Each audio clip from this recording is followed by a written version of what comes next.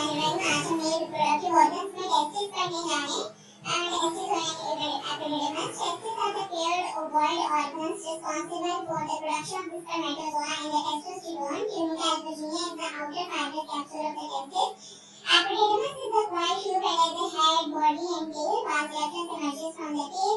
Blood supply of the testis and the epididymis include testicular artery, which drains into the abdomen, which arises from the abdominal aorta.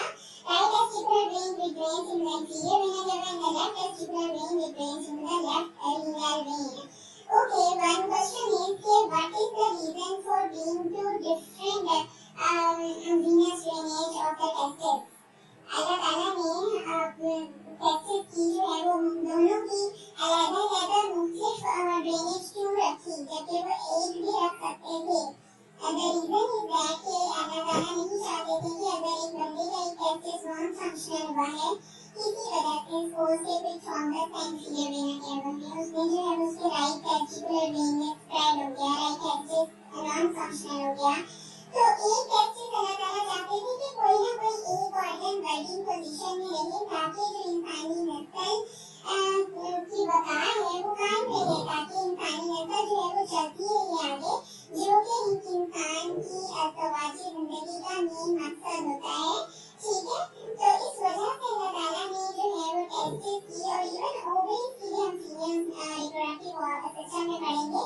तो उन दोनों की जो है वो Venus drainage मुख्तलिफ रखी दोनों की, ताकि अगर एक नॉन फंक्शन है तो दूसरा फंक्शन अपना कायम रखे, जो है वो जनरेशन प्रोडक्शन में जो है वो हेल्पफुल रहे।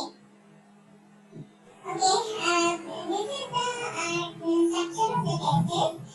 Testis is covered by the outermost layer, जो कि testis की अपनी fibrous capsule होते हैं, उसको tunica albuginea कहते हैं। tunica albuginea posteriorly thickened होके mediastinum testis बना देता है, और यही mediastinum testis से multiple fibrous septa जो हैं वो testicular parenchyma में जा रहे होते हैं, जो कि testicular parenchyma को multiple lobules में डिवाइड कर देते हैं। ठीक है, और इन्हीं lobules में एटलीस्ट 250 से 400 lobules में तकरीबन 250 से 400 lobules के अंदर जो है वो sperm producing cells होते हैं, जिनको जो कि ड्रेन हो रहे होते हैं by the highly coiled seminiferous tubules। ठीक है, और ये seminiferous tubules जो हैं वो sperms को sperm producing cells को जो है वो ड्रेन कर रहे होते हैं into the mediastinum testis, और ये mediastinum testis जो है वो फर्दर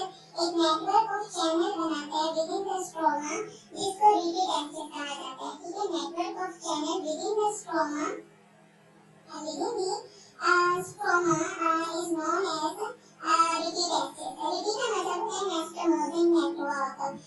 ठीक है, तो from here अब यहाँ से जो है वो at least 10 to 15 different tubules from the superior mediastinum जो है वो pierce करते हैं tunica को, and near the upper pole to convey sperm to the head of the epididymis, ताकि epididymis के head में sperm चले जाएं।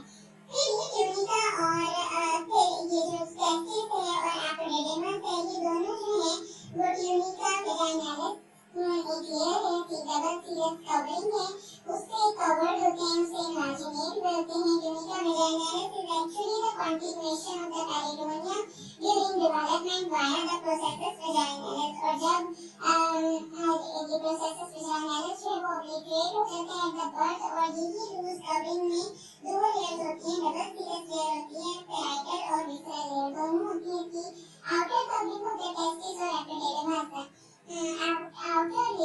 outer covering of the testis और epididymis जो है वो थिक स्क्रोटम ही है, यानी कि दोनों testis और epididymis दोनों साइड के जो है वो स्क्रोटम के अंदर एनक्लोज होंगे, और इन दोनों के दरमियान एक मिडलाइन सेप्टम होती है जो कि पेयर्ड स्क्रोटल कंटेंट्स को डिवाइड कर रही होती है। This has several layers from external to internal. ठीक है, और ये जो है वो स्किन है, tunica dartos है, फिर एक्सटर्नल स्पर्मेटिक प्रोनासिटालिक और इंटरनल स्पर्मेटिक फेशिया वाले होते हैं, और ये सारे फेशिया जो हैं डिराइव्ड होते हैं from the facial layers of the interior abdominal wall. In layers को हम दोबारा जो है जब हम एब्डोमिनल कैविटी की एनाटॉमी को पढ़ेंगे तब हम दोबारा इसको डिटेल में भी डिस्कस करेंगे। फिर एक और चीज आ जाती है कि अब एपिडिडमस, जो एपिडिडमस का जो है वो हेड होता है, जो कि upper pole of the testis पे पड़ा होता है। Tail at the posterolateral sorry body of the epididymis lies the posterolateral part of the testis and tail lies at the inferior pole of the testis. और यहीं से tell से जो है वो एक्यूट एंगल बनता है और जो है वो यहाँ से जो है वो वास रेफरेंस मिल जाती है। टेल जो है वास रेफरेंस में कन्वर्ट हो जाती है। एपिडिडमस तकरीबन 6 मीटर लॉन्ग होता है। ये इतना ज्यादा यहाँ पर मतलब वाइड बड़ा हुआ है कि हमें फील ही नहीं हो रहा कि ये 6 मीटर लॉन्ग हो सकता है, लेकिन अल्लाह ताला ने इसको 6 मीटर लंबा बनाया है। अगर हम इसको अनराउंड करें तो हमें समझ आएगा कि अच्छा ये वाकई 6 मीटर है। ठीक है, और उसके बाद जो है एपिडिडमस का फंक्शन क्या है? एपिडिडमस स्टोर करता है, कंसंट्रेट करता है और ट्रांसपोर्ट करता है स्पॉन्ज, जो कि यहाँ से सेमिनिफाइड ट्यूब्यूल्स से एजेकुलेटरी इफरेंट ट्यूब्यूल्स के थ्रू हेड ऑफ एपिडिडमस में आए होते हैं। वो आगे जो है वास रेफरेंस के थ्रू जो है एजेकुलेटरी डक्ट्स में जो है वो ट्रांसफर होते हैं। और इसका रोल है मैच्योरेशन में, स्पर्म मैच्योरेशन में भी एपिडिडमस का रोल है। ठीक है, तो ये हमारे पास एनाटॉमी हो गई टेस्टिस की। अब जो अगर हम इसकी साइज देखें, टेस्टिकुलर साइज ये डिपेंड करता है आप पेशेंट की एज पर, एक इंडिविजुअल की एज पर और उसकी मैच्योरिटी पे। अगर एक छोटा एक न्यूनेट है, बच्चा है, उसमें जो है वो साइज 1.5 into 1 सेंटीमीटर होता है, जबकि एक एडल्ट में जो है वो 5, 3 और 2 सेंटीमीटर की रेशियो होती है। 5, 3 और 2 की रेशियो होती है एडल्ट्स में। ठीक है, 5,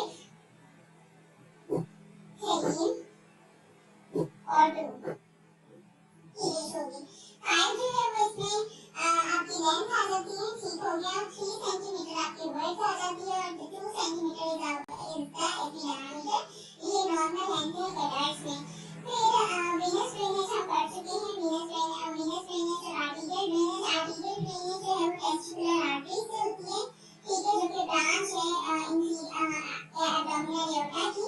और जबकि वेनस ड्रेनेज जो है वो राइट साइड की जो है वो इंफीरियर वेना केवा से होगी और लेफ्ट साइड की जो है वो लेफ्ट रीनल वेन से होगी। और इसकी रीजन आपको बता चुके हैं। ये यहाँ पर जो है वो मेजर टाइम यूनिफॉर्म प्लेक्सेस बना रहे होते हैं। ठीक है, जो कि टेस्टिस को के को सराउंड करते हैं और टेस्टिस को जो है वो सप्लाई करते हैं। अब ये जो डायग्राम है ये इसकी सोनोग्राफिक प्रेजेंटेशन आती है हमारे पास टेस्टिस की, उसकी है। This is the testis, granular texture होते हैं टेस्टिस का with central hyper echoic line, जिसको मीडियस्टिनम टेस्टिस कहा जाता है। और ये बाहर जो है वो इसकी ये हेड ऑफ एपिडिडमस आ गया। This is the body of epididymis and this is the tail of epididymis and with the flow, the color Dr. flow which you are appreciating in this diagram is the normal flow, and this is the normal presentation of the testis and the epididymis sonographically. Then this is a very important diagram. This diagram is very important from the exam point of view, क्योंकि इसके talks का question आता है, इसमें spotting हो जाती है कि what is this. ठीक है, this is tunica albuginea which covers the testis and this is the testicle. This is the scrotal wall, this is the head of the epididymis and this is the epididymal body. ये epididymal body आ गई। This is the mediastinum testis, जहाँ पर जो कि tunica albuginea की posteriorly posteriorly जो है वो technique से बनता है। ठीक है, mediastinum testis में रेडी testis होते हैं और यही रेडी testis जो है वो आगे anastomose करके एटलीस्ट जो है वो 10 to 15 जो है वो different tubes बनाती हैं, जो कि superior mediastinum को pierce करके अपर पोल पे कन्वर्ट होती है। अपर पोल से बाहर निकल के जो है वो कन्वे करती है हेड ऑफ एपिडिडमस को स्पर्म्स। ठीक है, ताकि वो आगे जो है वो फर्दर कन्फर्म हो जाए। And this is the midline septum. ठीक है, जो कि दो पेयर्ड स्क्रोटम पेयर्ड टेस्टिस को और पेयर्ड एपिडिडमस को सेपरेट कर रहा होता है। ठीक है, this is the midline septum. This is again the normal color flow of the testis and the normal pictorial presentation of the testis sonographically, which looks granular hypoechoic and acids. So this with this we thank you so much. With this we have end with the